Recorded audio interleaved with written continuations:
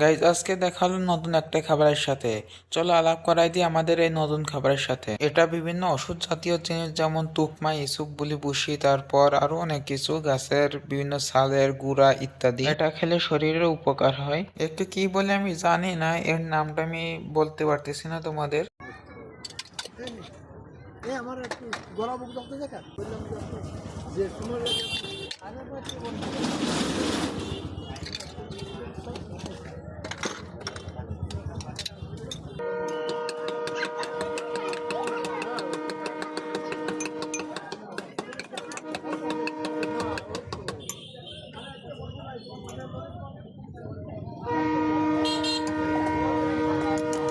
এর স্বাদ মোটামুটি ভালো ছিল।